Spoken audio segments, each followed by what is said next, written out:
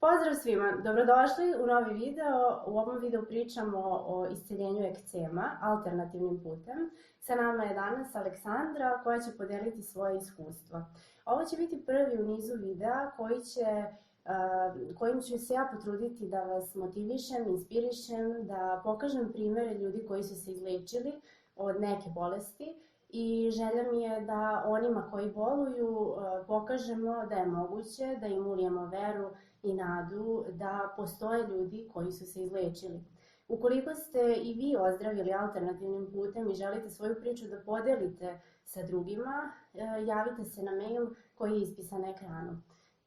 Dakle, danas pričamo sa Aleksandrom i ona će nam reći nekim hronološkim redom nešto više o tome kako je otkrila svoju bolest i kako se izlečila. Za početak, koliko si imala godina kada si otkrila bolest i kako si u stvari dobila tu bolest?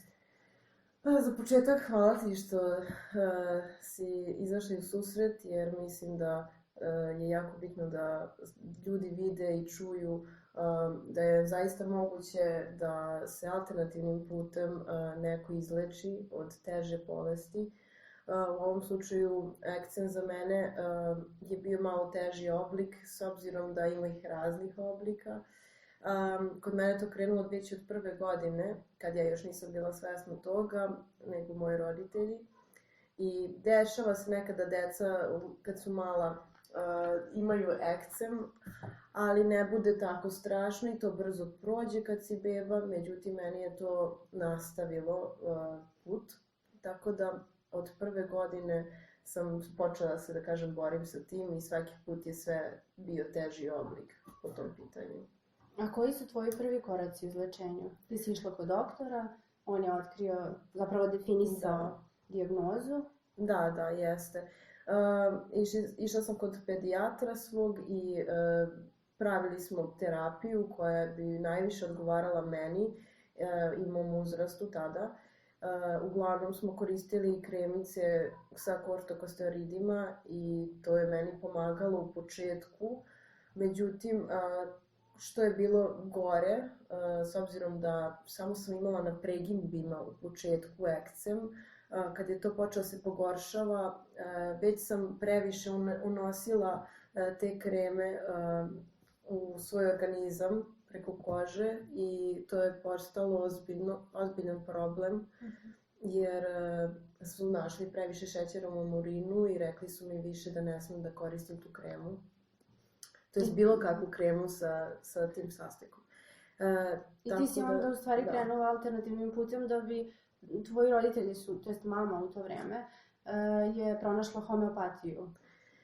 Pa da, dosta je prošlo vremena zapravo dok smo mi došli do alternative, zato što mi smo se borili sa tim ozbiljno do 10. moje godine.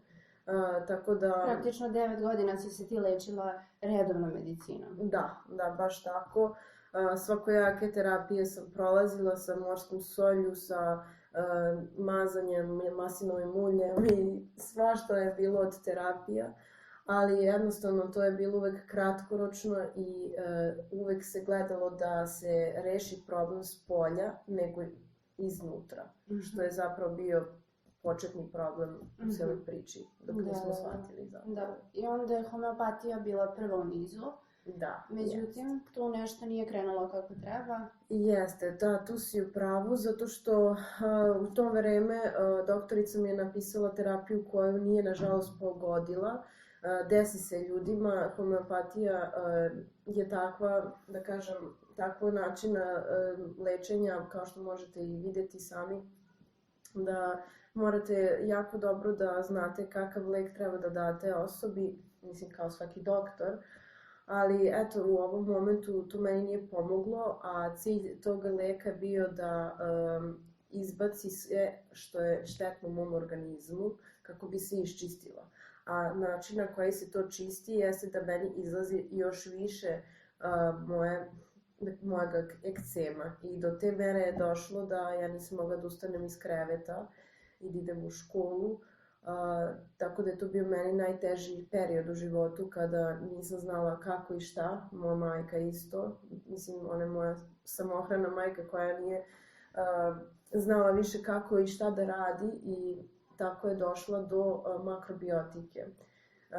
Bila je jako skeptična, ali kad je već ušla u te vode alternativnog načina lečenja... Kad niste imali zapravo drugog izbora. Da, već nismo znali šta više da radimo i tada je shvatila idem na sve ili ništa, ja moram sve da pokušam. Jer ipak moje dete pati i ja želim da ozdravi. Tako da ja sam zahvalna njoj što je bila toliko hrabra tada.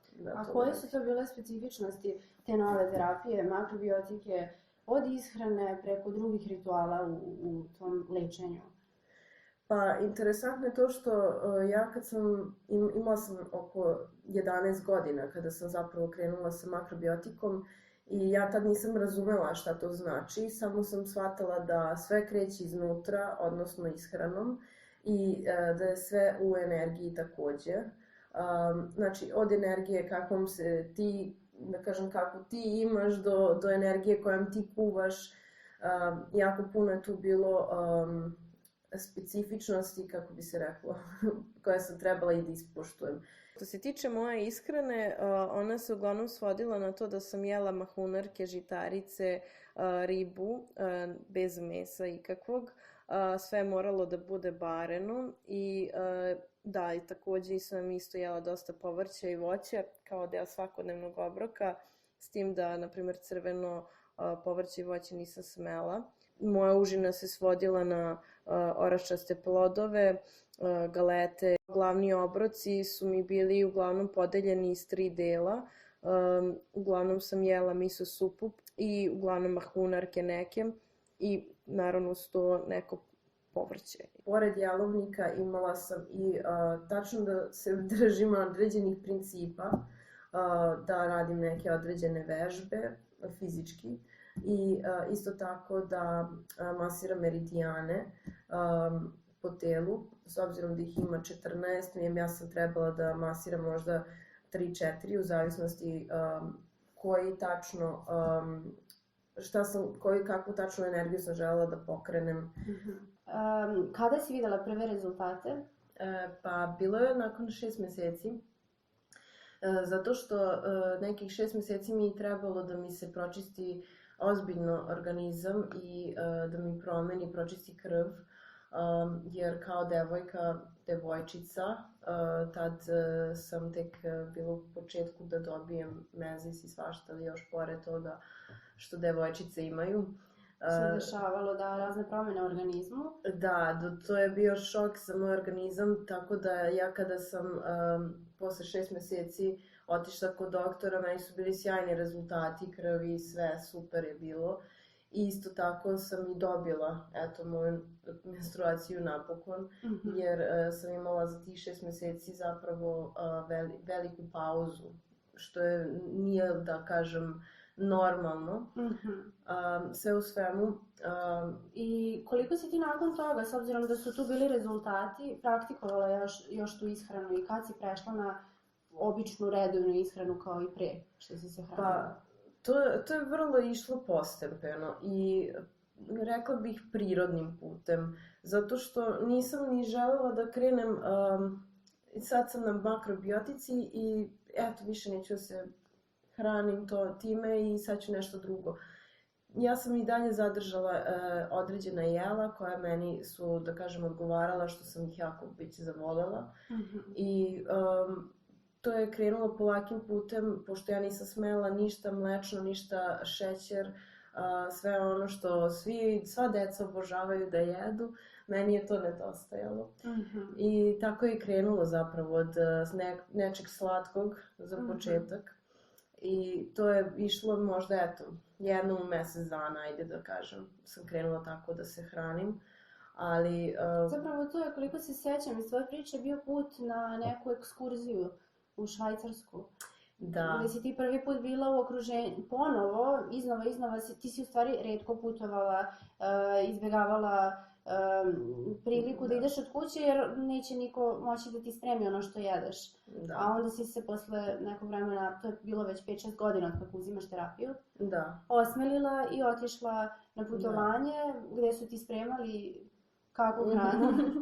Pa imala sam stvarno sreće tada, jer 2 nedelje da odeš negde, a da imaš svoju ishranu, to je svoj poseban režim, a ti još ne znaš da kuvaš je teško. Ali imali smo tamo kuvare koji su nam uvek donosili sve. Uglavnom... Ugađali su ti? Meni da, zato što sam rekla da imam posebnu ishranu, iako su stvarno se potrudili da iskoriste sve te namirnice i na isti način da naprave. Tako da sam imala po tom pitanju sreće, ali isto tako nije to bilo sad isti je jelovnik, sve isto kao što je ranije bilo. Tako da tu je bilo nekih korekcija malih, ali eto, mogla sam polako da se prilagodim staroj ishrani isto, da eto iskoristim nešto, da probam, ali primarno, definitivno, glavna jela su mi bila makrobiotička. Da, znači ceo taj prelazak na redovnu ishranu je bio postepen. Da. Malo po malo. Da, pa mislim da je meni, na primjer, prvi odlazak na more, sama da idem na more sa drugaricama, bio zapravo moment kad sam ja prestala stvarno da jedem tu hranu. I svi su se brinuli, hoće li ti se vratiti ekcem i tako dalje, ali nije, zato što sam se skroz iščistila i to je meni zapravo bio veliki uspeh. Da sam mogla da odem i da moji ne brinu da li će se vraćati i da li će imati problem. Tvoja majka je zapravo bila samohrana majka koja je sve to prolazila sa tobom i koliko je zapravo i njoj bilo teško u celoj toj priči, nije bilo ni tebi lako.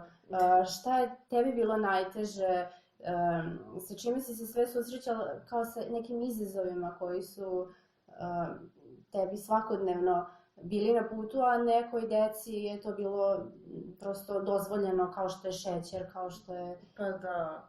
Da, svi su mi govorili, Sandra, kako možeš da izdržiš toliko dugo, ja to ne bi mogao. Ali to je kada je zdravlje u pitanju, tu ne možeš da jednostavno se ne potrudiš ili da eto, prihvatiš i to je to. Ali moji izazovi su bili uglavnom kada god idemo negde na 1. maj, na primer, nisam mogla ništa da jedem od roštilja, bože moj. Ali uglavnom mi je bilo najteže da kad idemo na more, definitivno, zato što nismo mogli, moja majka ni ja, da se odmorimo kad god idemo porodično, jer ona mora da nosi posuđe i sve te namirnice, s obzirom da ima dosta i namirnica kao što su, na primjer, alge, ne možeš da nabaviš baš bilo gde, ili miso supa, koja mi je isto bila jedna od glavnih jela za ručak. Te stvari malo nekad teže pronaći u marketima, pogotovo ako otputujete negde, tako da to je njoj bilo najteže, a meni da je gledam i da pokušam da uživam isto, jer ipak u isto vreme ćemo ustati. Tako da to može biti u 6 ujutro otprilike. Inače ti si kući imala nekoga koja majka je odlučila da izdvoji nešto više novca i da se posveti tome da ima ženu koja će spremati za tebe. Da, zato što stvar je u tome kada se hranite makrobiotikom, bitno je da je sve sveže, tako da dan za sutra je sasvim u redu da se kuva, ali ona nije uspevala da to izdrži zato što to je bukvalno svaki dan da se ustaje jako rano ujutru, a pored 2 posla koja je radila da bi nas izdržavala, nije stizala sve da radi i bila je prilično iscrpljena, iako je već pokušala makar mesec dana da izdrži tu vrstu kuvanja. Tako da mi smo zaposlile jednu divnu ženu, Stevku, koja je isto se hranila makrobiotikom, ne znam da li i danas, ali ona je tako sjajno kuvala da mi nedostaje njena hrana i prijelo mi je na neki način. Bilo je to olakšanje i za tvoju porodicu i za tebe? Da, prilično, jeste. A šta je to što si prekršila? Je li bilo momenta kad si nešto uradila što znaš da ne smeš, što prosto ni po kom pravilu ne sme da se uvodi? Da, nažalost, ali moralo da se desi u jednom momentu. Koliko je bilo često tih momenta kad si kršila? Prvi moment je bio tu negde u tih prvih 6 meseci, zato što, iako je cilj da se postepeno ulazi u makrobiotiku, mi smo ipak krenuli, tipa, juče sam jela picu, sutra ću da jedem miso supu. Tako da ja nisam imala moment da moj organizam se, da kažem, oprosti od svega onoga što sam ja žela da jedem i da nastavim. Tako da prvi moment je bio jednom posle ručka kada su svi otišli da spavaju, ja sam morala da probam ćuftu. Tako da, to sad zvuči tako smiješno i bezazleno, a za tebe nije bilo bezazleno u tom momentu. Ne, zato što sam momentalno buknula, moja koža buknula i ja nikad nisam sebe videla takvu, iako sam bila u jako lošim izdanjima. Moja mama se uplašila i rekla mi je, Sandra, šta se desilo? I ja nisam znala šta da joj kažem, jer ipak bilo mi je žao, grizla mi je savest. Ti si pojela jednu ćuftu i jednu 2 jagode. Da. I to je bilo dovoljno sasvim da te poremeti. Zato što sam ja bila u procesu tada i čišćenja. I onda kada to je bilo negde posle 6 meseci? Tu negde oko 6 meseci. Nije da sam, ne mogu da se setim, jer sam bila baš mlađa tada. Je bilo još nekih momenta kad si tako prekršila, pa... Pa jeste, s vremena na vreme to je bilo, ne znam, par puta u godinu dana, ne mnogo, stvarno nije bilo učestalo, ali, na primer, šećer mi je jako falio definitivno i tako sam uglavnom bombonice jela, ništa više pored toga. To bi bio moj, da kažem, ispad. Ali ne svaki dan, nego jednom u mesec dana aktivno. Ili ređe. Da, baš tako. Nekad i ređe, tako da... Od toga nisi dobijala tako neki veliki osud? Mislim da je počeo moj organizam da se navikava, ali to je bio zapravo početak mog kraja. Kraja bolesti. Da, ja bih rekla baš tako. Dobro, pa da li smo nešto zaboravili, da li smo rekle ko je bila doktorka makrobiotike? Jeste, da. Moja mama je prvi put samo čula za Minu Dobić, koja je prilično popularna u makrobiotičkom svetu, terapeuta. I ona nas je usmerila na jednu ženu koja živi u Beogradu, Nina Bulajić, doktorica, koja nam je dosta pomogla pri sastavljanju menija, šta će da se jede i prilično je dobro uradila posao. Imali smo možda jednom u 6 meseci, kako kažem, kontrole, tako da mislim da sam baš srećna što sam na kraju naišla na tu ženu i što smo imali tu mogućnost sa makrobiotikom da jednostavno promenimo sve. Tako da, eto, to je sve. Dobro, i reci nam koja je neka tvoja poruka za kraj ljudima koji imaju tu bolest ili ljudima koji traže rješenja na tom putu? Ja bih rekla da probajte sve što možete, informišite se što više možete. Ovaj video služi samo da dobijete informaciju, da nađete nešto što bi vama odgovaralo, tako da ja bih vam preporučila da ne odustajete i da nađete terapiju koja vama više odgovara, jer smatram da za svakoga postoji način da se nešto reši, pogotovo kad je bolest u pitanju.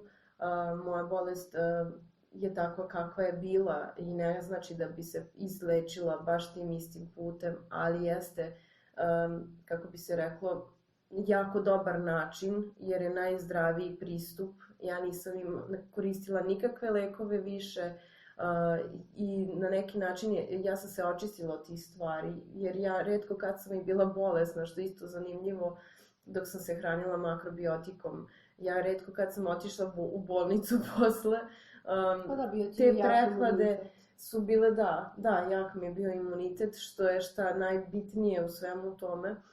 Tako da, samo razmislite o tome da sve kreće iznutra i rad na sebi generalno, tako da preporučujem da nađete svoj način i svoj put, jer je to najbitnije na kraju. Investirajte u svoje zdravlje pre svega. Ja sam srećna što mi jesmo uspeli to kako kažem, izguramo.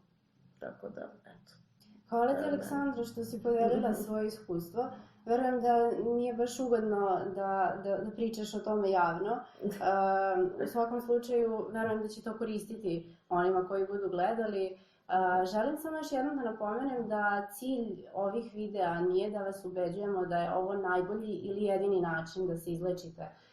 Prosto je cilj da vidite još jednu od mogućnosti i nečije iskustva. Tako da želja mi je da svako ko ima neku bolest, a evo sada i bolest ekcijema o kojoj smo pričali, pronađe najbolji put za sebe. Hvala vam što ste gledali, lajkujte, komentarišite, pretplatite se ukoliko vam se svidao video i uskoro sledi novi video na neku sličnu temu. Do tada se vidimo, ćao! Zdravo!